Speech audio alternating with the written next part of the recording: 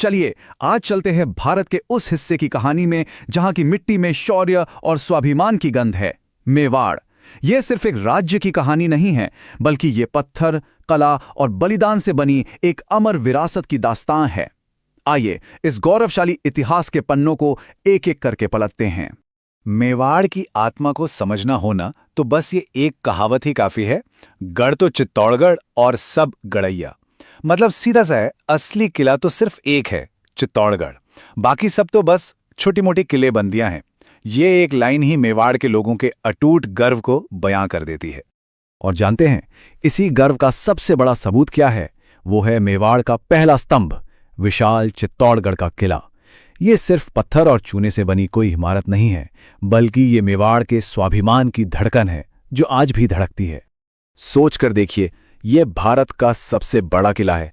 7वीं सदी में चित्रांगद मौर्य ने इसे बनवाया था और तब से लेकर सदियों तक ये मेवाड़ की ताकत का सेंटर पॉइंट रहा।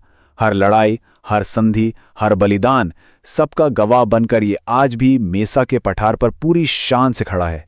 इस किले को कोई भेद नहीं सकता था और इसकी वजह थी 7 दरवाजों की ये भूल भुलैयां।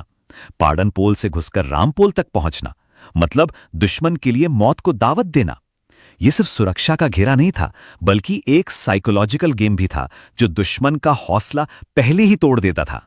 तो ये तो थी किले की बात। अब आते हैं मेवाड़ की कहानी के दूसरे स्तंभ पर। यह स्तंभ पत्थर से नहीं, बल्कि एक इंसान की सोच, उसकी कला और उसकी दूरदृष्टि से बना है। हम बात कर रहे हैं मेवाड़ के महानतम शासकों में से एक महाराणा कुंभा और उनके गोल्डन एरा की। महाराणा कुंभा सिर्फ एक राजा नहीं थे, वो अपने आप में एक पूरी संस्था थे।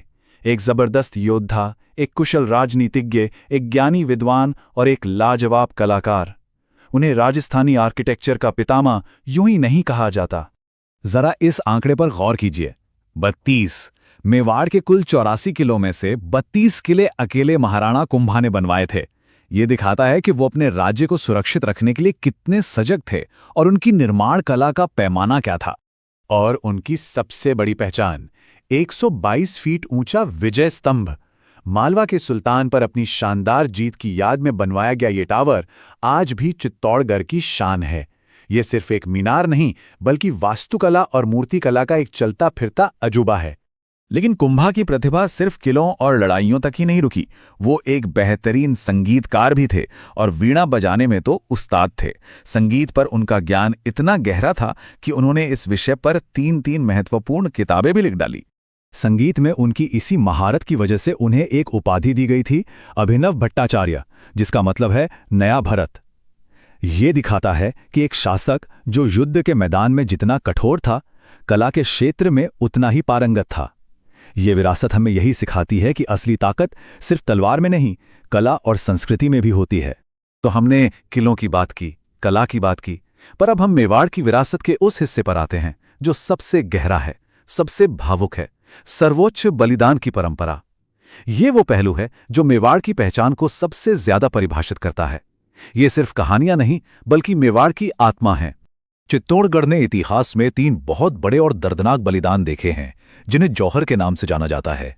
जब हार सामने दिख रही होती थी और सम्मान बचाने का कोई दूसरा रास्ता नहीं बचता था, तब हजारों राजपूत महिलाएं दुश्मन के हाथों अपमानित होने के बजाय आग में कूदकर अपनी जान दे देती थीं। 1303 में रानी पद्मिनी से लेकर 1568 में फूर कंवर तक ये घटनाएं सम्मान की रक्षा के लिए उठाए गए सबसे दुखद और मजबूर कदम थे। लेकिन बलिदान सिर्फ सामूहिक नहीं थे, कुछ बलिदान व्यक्तिगत थे और शायद ज्यादा दर्दनाक भी। पन्ना धाय की कहानी सुनिए।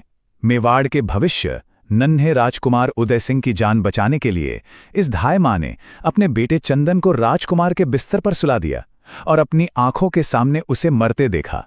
वफादारी और त्याग का ऐसा उदाहरण जो आज भी रोंगटे खड़े कर देता है। सदियों की इस वीरता और प्रतिरोध के बाद मेवाड़ के इतिहास में एक ऐसा मोड़ भी आया जहां उसकी स्वतंत्रता समाप्त हो गई। चलिए उस दौर को समझते हैं जिसने मेवाड़ की संप्रभुता को एक संधि में बदल दिया। ये एक बहुत बड़ा और दुखद विरोधाभास था। सोचिए, जो मेवाड़ सदियों तक वीर भूमि यानी वीरों की धरती कहलाता था, वो 18वीं सदी में मराठों के लगातार हमलों से वीरान भूमि बन गया। इन हमलों ने मेवाड़ की अर्थव्यवस्था और सैन्य शक्ति दोनों को पूरी तरह से तोड़कर रख दिया था। और इसी बर्बादी से निकलने के लिए एक तारीख इतिहास में दर्ज हो गई, 22 जनवरी 1818। इस दिन मेवाड़ ने ब्रिटिश ईस्ट इंडिया कंपनी के साथ एक संधि कर ली। ये एक ऐतिहासिक मोड़ था जहां सदियों की आज़ादी का अंत हुआ और मेवाड़ ब्रिटिश संरक्षण में आ गया।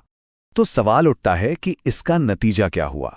देखिए, संधि ने मराठों के हमलों से शांति तो दिलाई, लेकिन इसकी कीमत बहुत बड़ी थी।